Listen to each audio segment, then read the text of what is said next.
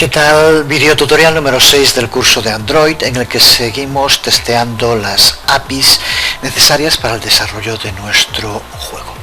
Vamos a empezar en este video tutorial a ver cómo nuestra aplicación puede recibir información, los diferentes dispositivos de entrada desde los que Android puede interactuar con los jugadores. Y hablaremos de tres de los medios más importantes: el touch screen, el keyboard y el acelerómetro. Cuando hablamos de dispositivos móviles, el touch screen es probablemente el modo más importante para obtener inputs del usuario. Hasta la versión 2.0 de Android, la API solo soportaba el procesamiento de eventos touch con un único dedo.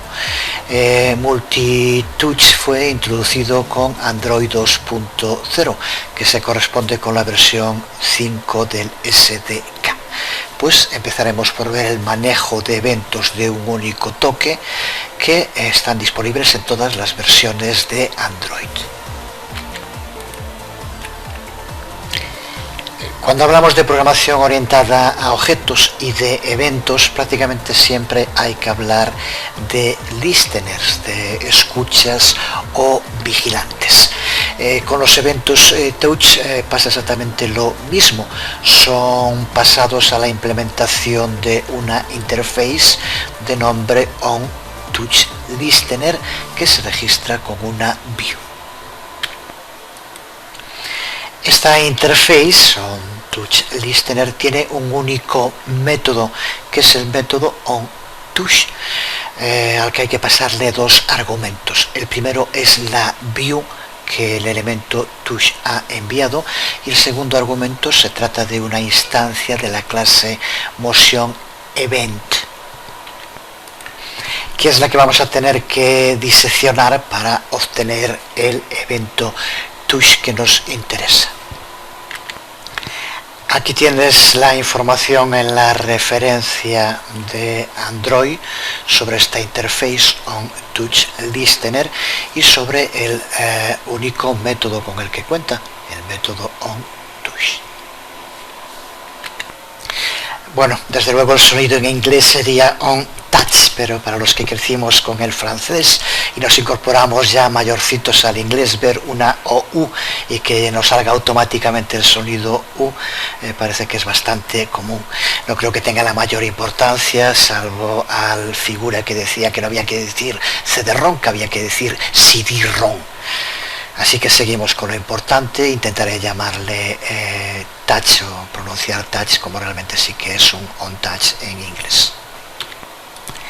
Un onTouchListener puede ser registrado con cualquier implementación view a través del método setOnTouchListener.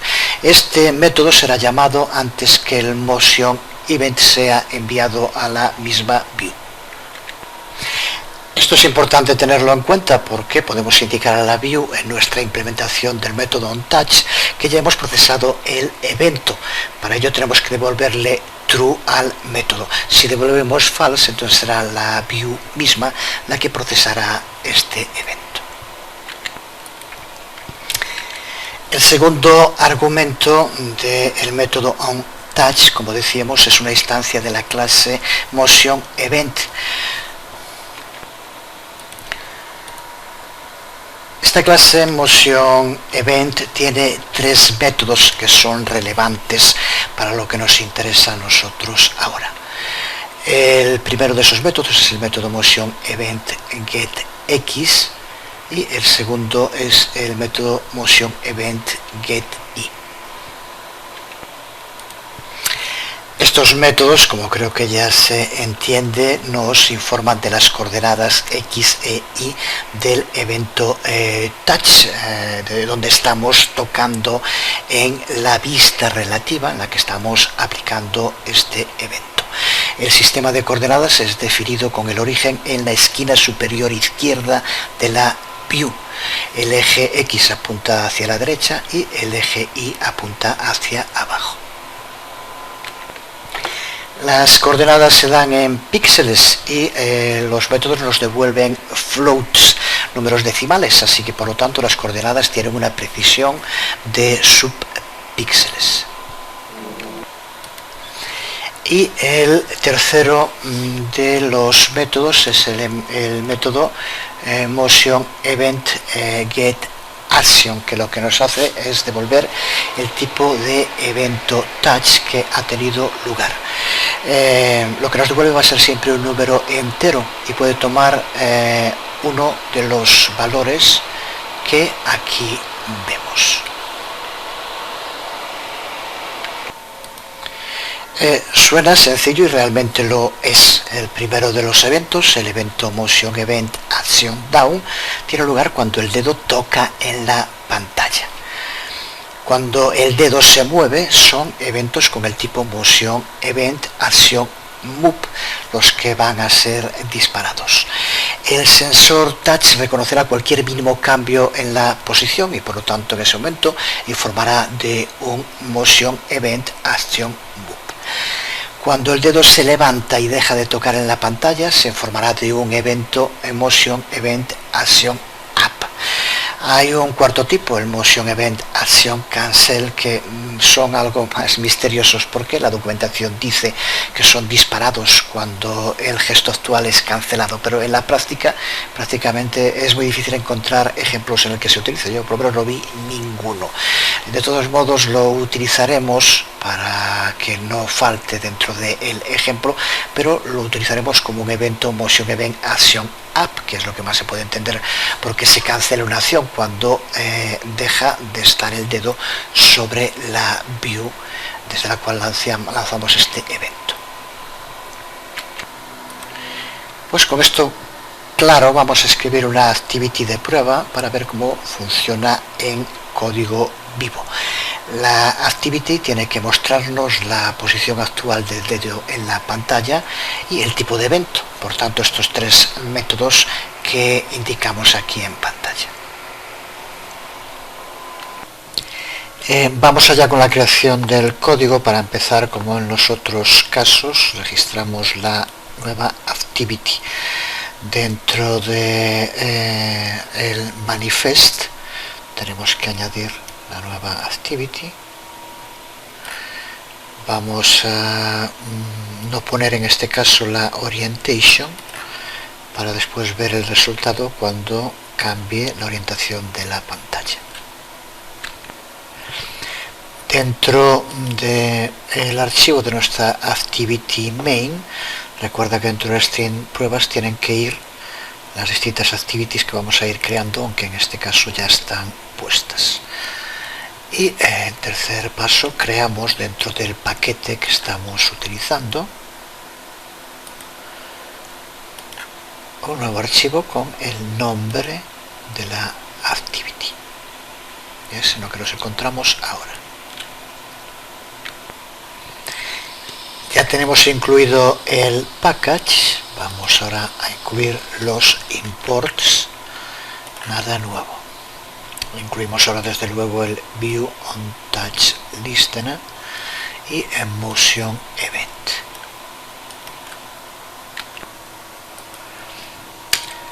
A continuación creamos la clase de nuestra activity que extiende a activity desde luego e implementa la interface on touch listener.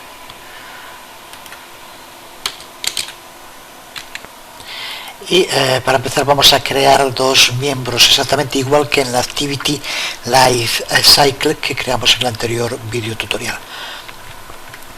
Uno va a ser un string builder que usaremos para construir nuestro string con los eventos y un test view para mostrar en pantalla. Y a continuación creamos nuestro método onCreate, de nuevo también exactamente como hacíamos en la anterior activity. El contenido también es muy similar, aunque tiene alguna novedad que iremos explicando. Las tres primeras líneas igual es el super, que ya sabemos la llamada a la instancia superior, la instanciación del test view, y configuramos el contenido de ese TestView con el uso del método setTest. Aquí ponemos un string, que es lo que va a aparecer en un principio en el TestView. Y las dos últimas líneas, que es donde aparece la novedad, la llamada a TextView setOnTouch listener. Ya dijimos que los eventos se registran siempre en views, y aquí es el TestView donde vamos a registrar nuestra actividad para que pueda recibir motion events. En la última línea simplemente configuramos con setContentView, como decíamos, aplicado al TextView que hemos creado. Pues lo que nos queda ahora por hacer, si recuerdas los pasos que dijimos, es la implementación del método onTouch. Si mientras vamos escribiendo el código ves que aparecen errores, no te preocupes, porque es que aún faltan partes del código que son imprescindibles. Así que sobreescribimos el método onTouch. Como argumentos ya sabemos que view tiene que ser el TestView, así que por tanto no tiene nada que explicar y nos centramos en ver cómo obtener el tipo de evento touch y añadirlo a un string que lo identifique en nuestro string builder. Dentro del Stream Builder vamos a tener que incluir el tipo de evento que ha tenido lugar, las coordenadas donde se ha tocado y después hacer que con esa información se actualice el texto del TestView.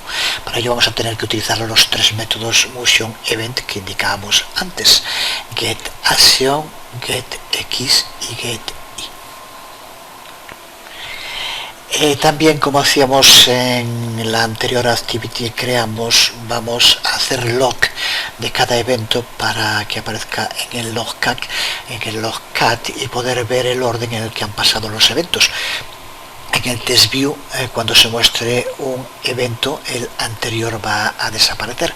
Vamos a limpiar el Stream Builder cada vez que haya un onTouch. Por tanto, para poder ver el orden en el cual se han ido sucediendo los eventos, lo podemos ver en el logcat. Así que siempre que haya un onTouch, lo primero que vamos a hacer, como decíamos, es limpiar el Stream Builder. Así que de este modo configuramos su valor a 0, y es lo primero que se hace cuando hay un touch. Ahora vamos a ver cómo recuperar el tipo de touch que se ha llevado a cabo. Ya vimos antes que puede devolver distintos valores numéricos, tenemos unas constantes para saberlo. Para poder elegir entre ellas vamos a hacer el método mediante el uso de un switch, así que vamos a colocarlo bien. Para el método getAction le aplicamos un switch. Y dentro ahora simplemente vamos aplicando case break para cada uno de los posibles tipos de evento que se han producido. Así que case motion event action down, pues entonces lo que hacemos es añadir dentro de nuestro string down, con lo cual nos está indicando que se acaba de pulsar sobre la pantalla. Si es así, lleva a cabo un break. Pues para las otras posibles opciones hacemos exactamente lo mismo con case break. ¿Qué es lo que podemos ver aquí? Para cada uno de los posibles tipos de evento usamos un case, action down, action move, action cancel y action up. Y dependiendo del case que sea el correcto, añadimos a nuestro string builder un string distinto. Pues con este switch tenemos ya determinado cuál es el tipo de evento y lo tenemos dentro de nuestro array string. Ahora tenemos que hacer lo mismo con el uso de los métodos getX y getY de los que ya hablamos. Los podemos ver aquí usando de nuevo append, event getX, un append para separarlo, para dejar un espacio y una coma y un espacio. para que no aparezcan los dos getX y getI juntos, y posteriormente event getI. En fin, esto no tiene ni mucho menos nada que explicar, creo que está clarísimo. Recuerda que aquí nos está pasando un float. Lo primero que vamos a hacer es convertirlo a un string, que es necesario para mostrar después en el test view. Así que creamos un string al que llamamos test y convertimos el contenido de builder en un string con el uso del método toString. Tampoco nada que explicar. Y ahora usamos el contenido de este string test para mostrar tanto en el test view como en el log. Dijimos que iba a aparecer también en el log, lo hacemos con log d, ya explicado en el anterior vídeo tutorial, y aquí para que aparezca en el test view. Una última línea que marca una sutil diferencia, y es casi de lo que estamos haciendo lo que hay que explicar un poco más. El resto, a poco que hayas trabajado con Java, tiene que ser muy sencillo de entender. Observa como aquí en el método onTouch sigue apareciendo un error. Esto, si lo vemos aquí, el error nos indica que es porque tenemos que devolver un resultado. Es lo que hacemos en la última línea con un return. La sutil diferencia está en que cuando usamos listeners aquí se suele devolver false para no interferir con el proceso de envío de los eventos. Pero si en este código lo hacemos así, ponemos aquí false, el único de los eventos que tendríamos sería el primero, el action down, porque siempre antes de nada tenemos que pulsar sobre la pantalla. Pero como ese evento no pararía, seguiríamos pulsando sobre la pantalla, aunque estuviéramos moviendo, no aparecería los otros eventos. Así que devolviendo true, como hacemos aquí, cada vez que se llame al método onTouch, al acabar de ejecutarse el método, le decimos al testView, que es el que está usando este evento, que ha finalizado el evento, y por tanto podrá volver a ejecutarse con los siguientes eventos que vayamos llevando a cabo, que es lo que queremos que ocurra. Pues ya está, este es todo el código que necesitamos para nuestra segunda activity no main. Vamos a ejecutarla en el emulador y verla en funcionamiento. De nuevo no volvemos a repetir cómo hay que activar el emulador y demás. Aquí tenemos nuestra aplicación. De momento las dos activities que ya funcionan. Si pulsamos en la segunda, single touch test, que es la que acabamos de crear, observa como para empezar nos aparece el test view que indicamos con un string, y ahora cuando pulsemos down y las coordenadas x e y, cuando movamos move, y van apareciendo las coordenadas x e y donde se encuentra en cada momento, y cuando el dedo suelte la pantalla, el up en el lugar donde tuvo lugar también. Podemos repetir el proceso, down, move, up. Antes, cuando declaramos la activity, ya dijimos que no íbamos a poner la orientation para que funcione tanto en portrait como en landscape, porque desde luego las coordenadas van a variar porque varía el tamaño de la pista. En este caso ocupa la pantalla, podría ser una parte, incluso veremos en su momento como a pantalla completa sin tener en cuenta las barras que aparecen, pero desde luego si está en modo retrato, en modo portrait, las dimensiones cambian. Pues de nuevo se adapta, como vamos a ver ahora. Vamos a hacerlo para empezar. Recuerda que es con control F11. Vamos a pasar a el modo landscape, aquí lo que vemos, y ahora vemos cómo nos puede dar valores mucho mayores en ancho. Prácticamente lo que hace es cambiar de ancho a alto y de alto a ancho, ¿no? Sigue dando los valores de acuerdo con el tamaño del view, en este caso el test view que estamos utilizando.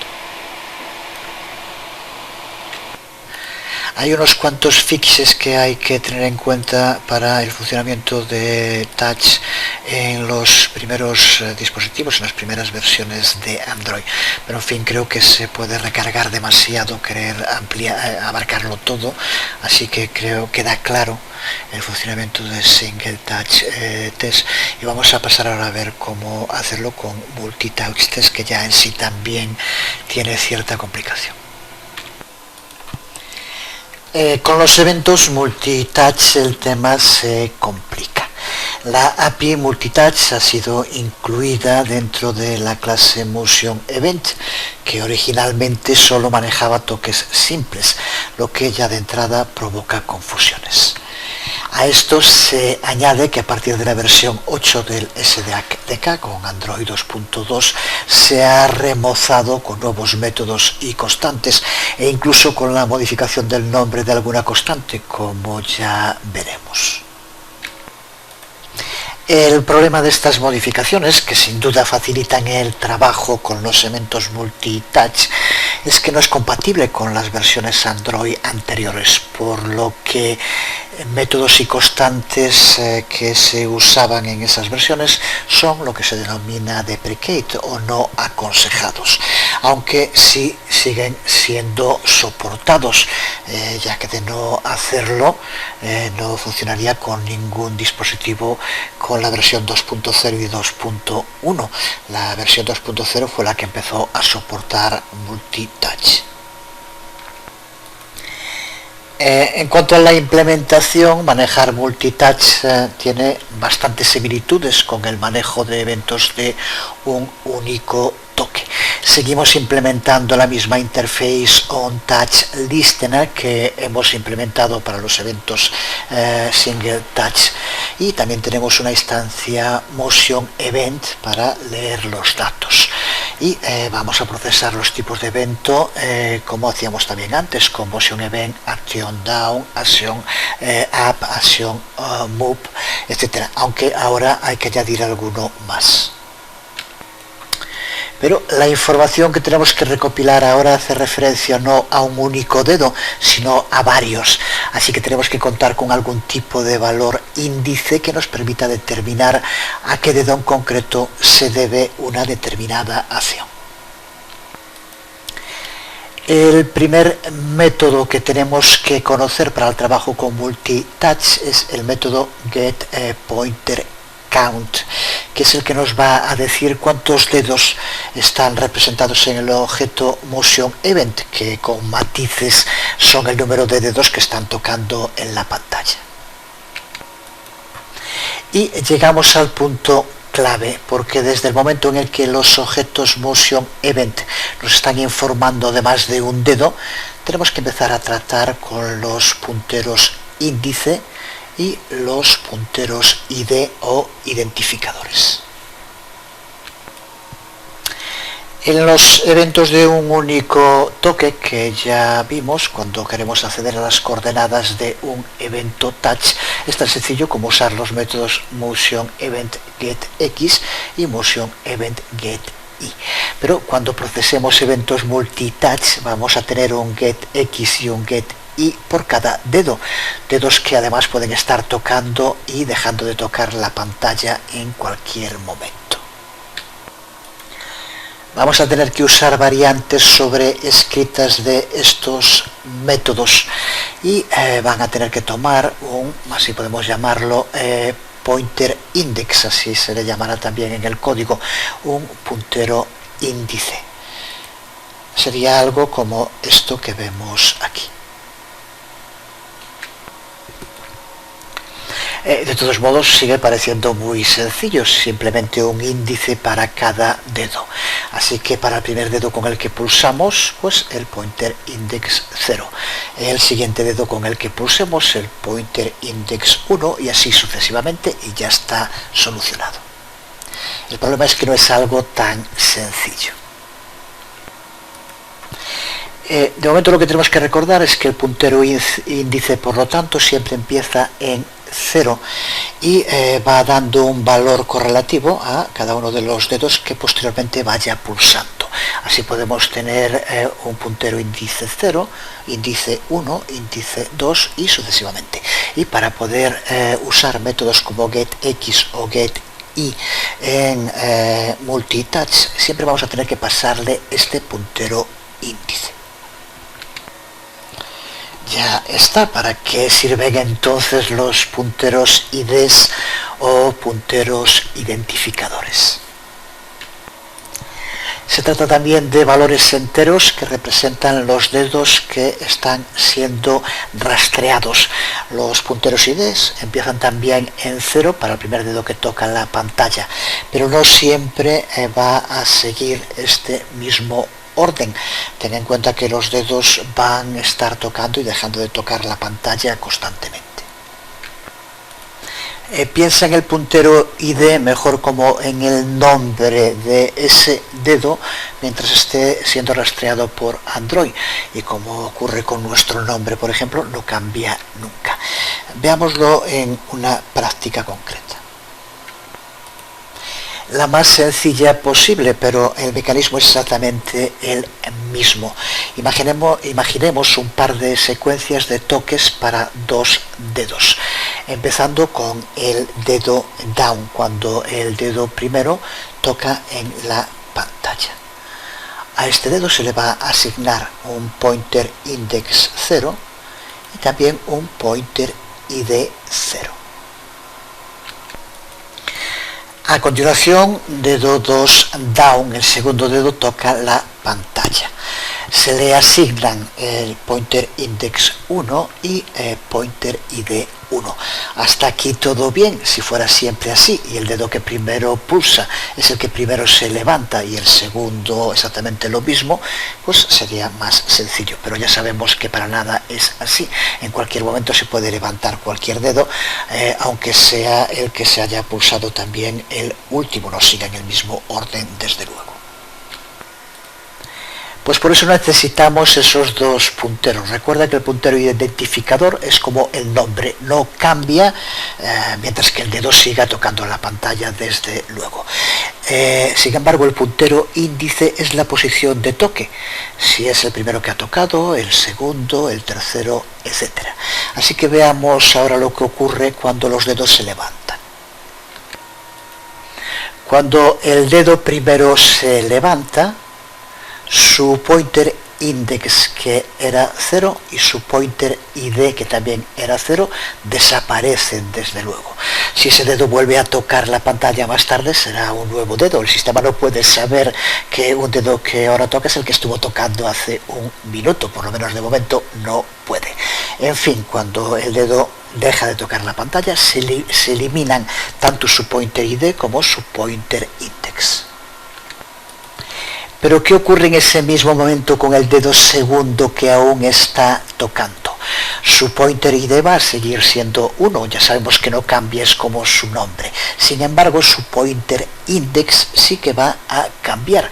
Ahora pasará a ser pointer index 0, porque es el más antiguo de los dedos que está tocando la pantalla. El primero de los que están tocando la pantalla, de todos los que puedan seguir tocándola en ese momento. Creo que con esto debería estar clara la diferencia entre estos dos tipos de puntero. El puntero ID se asigna y no cambia mientras el dedo siga sobre la pantalla, mientras que el puntero índice marca la posición cuando se ha tocado, como el escalafón.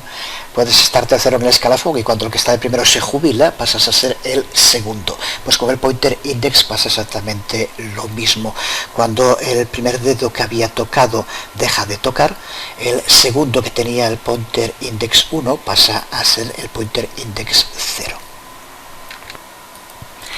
Los punteros IDs, por tanto, son los que las aplicaciones van a usar para poder enlazar los eventos que tengan lugar asociados con un dedo en concreto, aunque haya los dedos que haya en la pantalla. El tema ahora es de qué modo podemos relacionar estos dos punteros, el puntero índice y el puntero identificador, ya que el puntero índice, como acabamos de ver, puede estar cambiando. Pues para eso hay un método, faltaría más, es el método llamado Motion Event Get Pointer Identifier, al que, como vemos, como argumento tenemos que pasarle el pointer index. Así que por lo tanto lo que hace este método es obtener el puntero ID de un dedo en concreto a partir del puntero index. El puntero ID no cambia nunca, el puntero index está cambiando. Así que muy bien, así sabemos cómo obtener el puntero ID o el puntero índice. Pero ¿cómo hacemos para obtener el puntero index? Y escarbando tanto, llegamos al auténtico corazón, no ya de la aplicación, sino de la propia máquina. Porque veamos lo que tendremos que hacer para obtener el pointer index, el puntero índice de un dedo en concreto. Es esto que vemos aquí en pantalla, un código bastante enrevesado.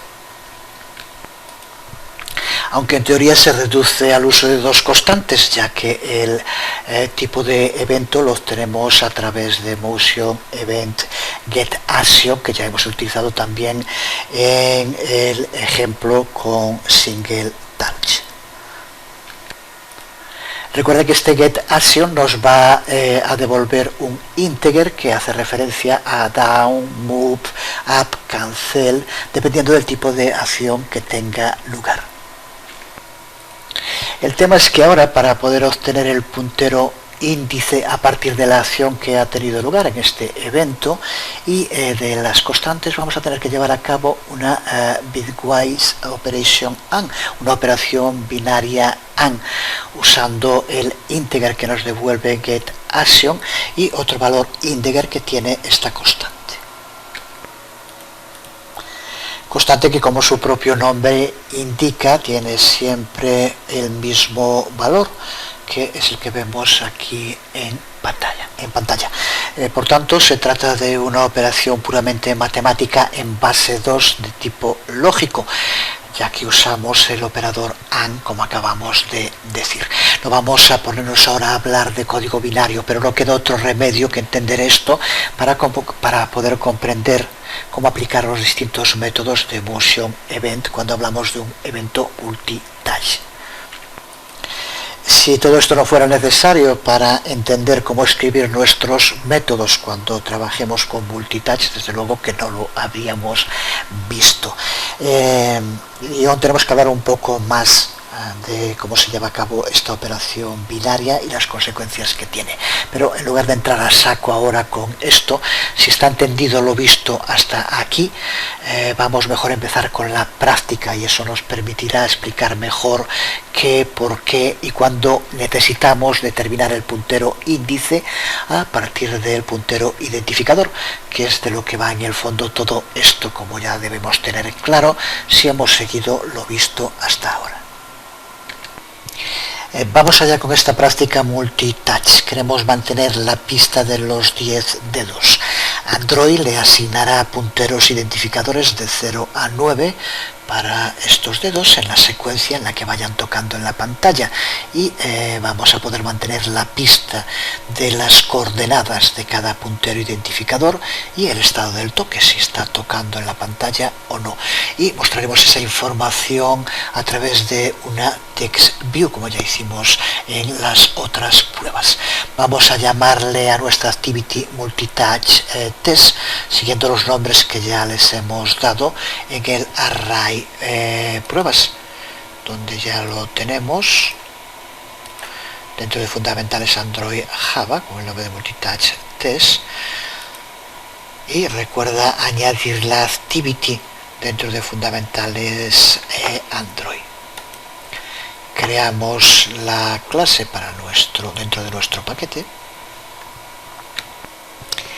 y ya estamos preparados para empezar a escribir el código Java. Como siempre, empezamos con los imports Y en la definición de clase vamos a implementar la interface onTouchListener, como ya hicimos con la activity de un único toque. Y dentro de la clase, además de los dos miembros que ya hemos utilizado en los anteriores ejemplos también, para poder mantener la pista de las coordenadas y el estado de toque de los 10 dedos, vamos a añadir 3 nuevos miembros array que contendrán esa información. Se trata de los arrays X, E, Y, que contienen las coordenadas para cada puntero ID, y el array tocado, donde se almacena si el dedo con ese puntero ID está down, está tocando la pantalla o no. A continuación creamos un método helper que nos va a servir para mostrar el estado actual de los dedos en el TextView. Se trata de un código muy sencillo, simplemente lo que hace es iterarse con un loop for a través de los estados de los 10 dedos y los concatena a través de un string builder. Ahora lo único que nos queda por añadir aquí es que muestre este resultado final en el TextView, que es lo que hacemos con un setText. Y el método onCreate, que es prácticamente igual que el que utilizamos en la prueba anterior con single touch, así que no tiene nada que explicar, simplemente configura nuestra activity como un onTouchListener con el TextView. Hasta aquí todo sencillo. Ahora empieza la parte un poco más complicada con el método onTouch. Como siempre lo sobreescribimos con override, y las complicaciones empiezan ya desde la primera línea de código, en la que, como vemos, guardamos en la variable action el tipo de evento que nos ha devuelto getAction, enmascarándolo con el uso de actionMask. ¿Qué hace realmente este enmascaramiento, el uso de esta constante actionMask? Como podemos ver en este ejemplo en el blog oficial de Android, en el que se usa esta constante actionMask, lo que aquí dice es que nos devuelve la constante que se corresponde con el tipo de evento que nos ha devuelto getAction. Si buscamos en la documentación oficial de Android, podemos ver el valor de esa constante, que por lo tanto es una máscara en bits, que junto con el valor, el entero que nos devuelve event getAction, nos permite convertir esa acción en su valor binario mediante el uso de la operación lógica AND. Así que ahora tenemos su valor en binario que necesitaremos en el resto del código. A continuación es cuando vamos a tener que extraer el pointer index a partir del motion event, del evento que ha tenido lugar, con la línea de código que ya veíamos antes. Voy a mover un poco hacia abajo el lienzo para verlo mejor. Esta línea que recuerda que veíamos en la parte teórica y justo quedábamos aquí, al final la encontramos de nuevo, no hay manera de salvarse de ella. Vamos a separarla también un poco para diferenciarla. De nuevo volvemos a encontrar con un event getAction, con una operación lógica con el uso de AND, y la primera de las constantes, actionPointer y de mask. Para complicar un poco más el tema, tanto esta constante como esta otra constante que tenemos aquí forman parte de las constantes que decíamos antes que se han renombrado a partir de la API 8 de Android.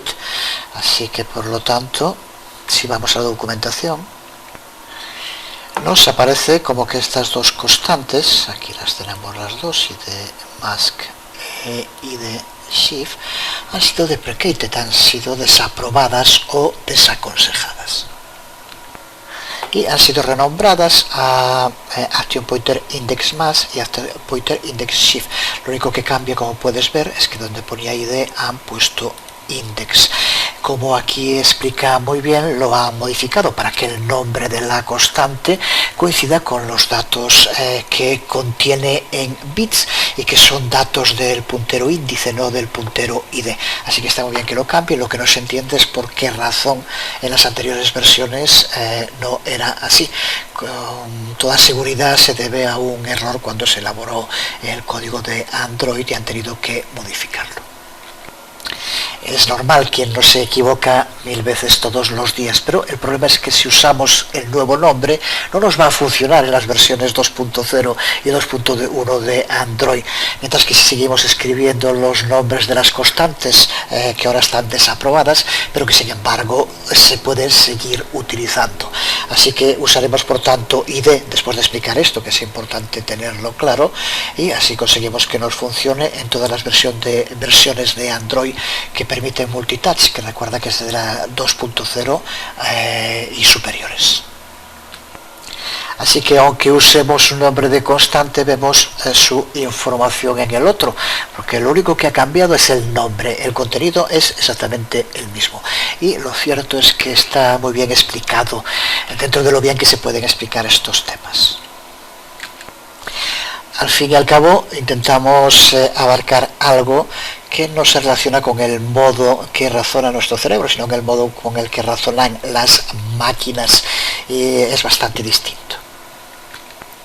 Pero para saber el puntero índice de cualquiera de los dedos que está tocando sobre la pantalla no queda otro remedio que ir al código máquina. Aquí nos lo dice claramente. Esta constante lo que hace es contener los bits del código de una acción determinada, y que es usado con las constantes Action Pointer Down y Action Pointer Up. Son dos constantes nuevas en multitouch, aún no las vimos, hablaremos de ellas en un momento y las incluiremos también en el código, desde luego. Observan esta parte de la ecuación, en este caso creo que le podemos llamar así. Si estuviéramos escribiendo, aquí vendría bien poner un emoticón de sonrisa para relajarse un poco. Pues podemos ver en esta parte de la ecuación que va entre paréntesis, ya que llevamos a cabo una operación lógica AND con el integer que nos devuelve por un lado getAction y con la constante Action Pointer ID Mask o Action Pointer Index Max, de la que acabamos de hablar ahora. Valor de esta constante, que en concreto lo vemos también en la documentación, es el valor que aquí vemos.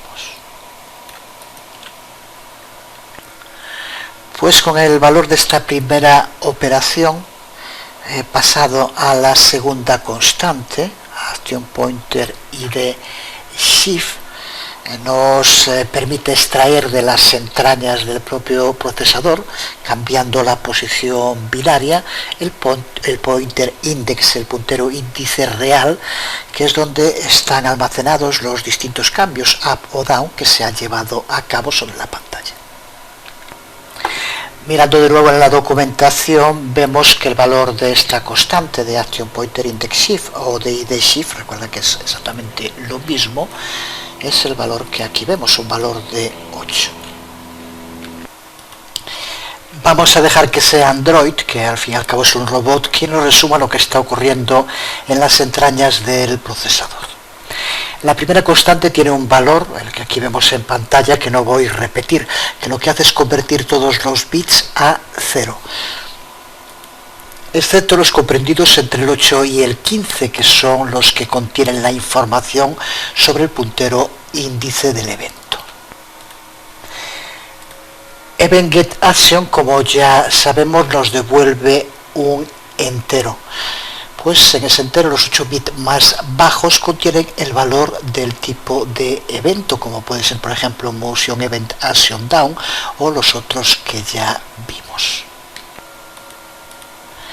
Así que con esta primera operación binaria AND lo que hacemos es obtener un valor que representa el tipo de evento que se ha registrado en la pantalla.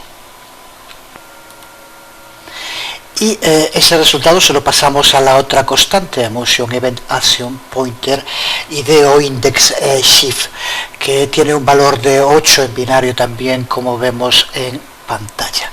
Con esto el resultado se irá moviendo de los bits 8 a 15 de la anterior constante a los bits 0 a 7 de esta. Con eso es con lo que vamos a llegar al valor del puntero índice del evento que está teniendo lugar.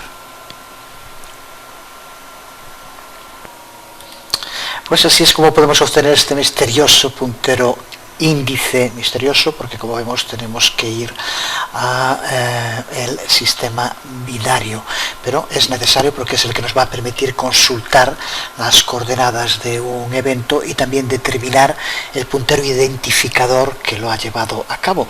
Una vez que tenemos el puntero índice, que es lo que hemos hecho, identificar al puntero ID, al puntero identificador, es mucho más sencillo.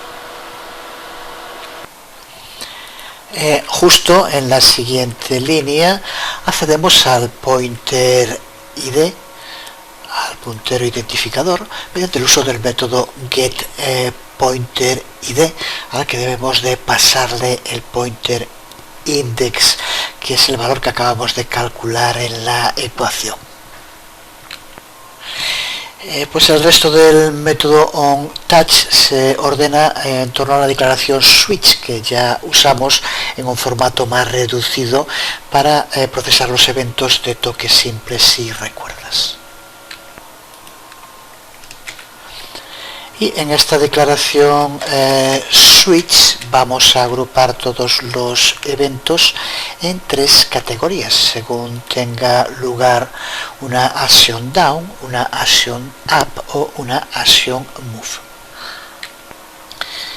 La primera, por tanto, cuando tiene lugar un evento de toque de touch down. Así que incluimos desde luego motion event action down, que ya conocemos y que usamos en los toques simples, pero vamos a tener también que añadir otro evento, el evento motion event action pointer down. Ya dijimos que vamos a tener que ver unos cuantos eventos nuevos. Bueno, la localización da igual. Este evento tiene lugar cuando cualquier dedo adicional toca la pantalla después de que ya le ha tocado el primer dedo. Así que el primer evento sigue produciendo una motion event action down, mientras que cualquier otro dedo que toque va a producir una motion event action pointer down. Pues entendido esto, ahora las acciones que se van a ejecutar cuando tiene lugar un evento down son muy directas. Convertimos el valor del array booleano tocado que creamos antes y al que para saber cuál en concreto es le pasamos el pointer id, lo convertimos en true y determinamos las coordenadas x e y donde se está tocando ese puntero id en concreto mediante el uso de getX y getY, al que recuerda tenemos que pasarlo el pointer index para saber a cuál nos estamos refiriendo. El siguiente case para action up es prácticamente igual, así que simplemente lo pegamos. Como vemos, lo aplicamos tanto a action up como a action pointer up y también al action cancel del que ya hablamos. En cuanto al evento action pointer up, es muy análogo al action pointer down que vimos hace un momento. Es disparado cuando un dedo es levantado de la pantalla, pero algún otro dedo sigue tocando la pantalla. El último dedo en la pantalla que se levante será el que produzca un motion event action up. El resto de los dedos que se vayan levantando de la pantalla, pero que aún quede algún otro, desencadenan un evento Action Pointer Up. Recuerda que desde luego el último dedo que se levanta no tiene por qué ser el primero que se haya pulsado, ni mucho menos.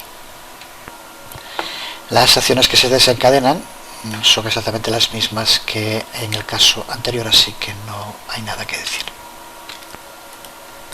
Y el último case de nuestro switch, que será para los eventos Move, tiene algunas diferencias respecto a los anteriores, ya que un mismo motion event puede tener datos para múltiples eventos.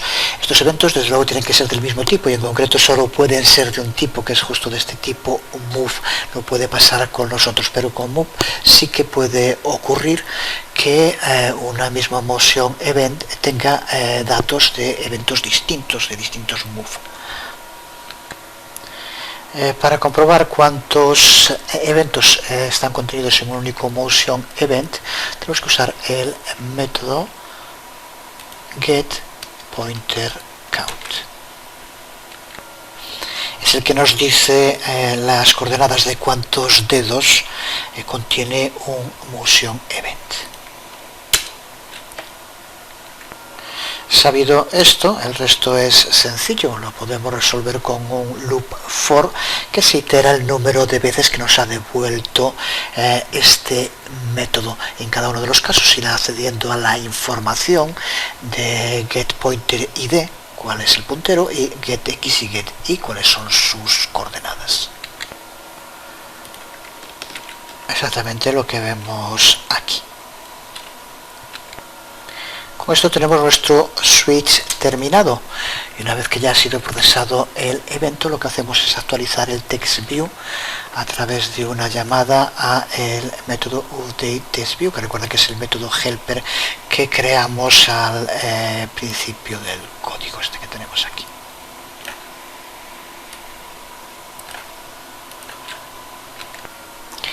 Y nos queda por último por indicar el return, que hacemos que devuelva true, como hacíamos en el código de toque simple, y por la misma razón indicamos que el evento de toque ya ha sido procesado. Pues ya hemos terminado esta nueva activity de prueba.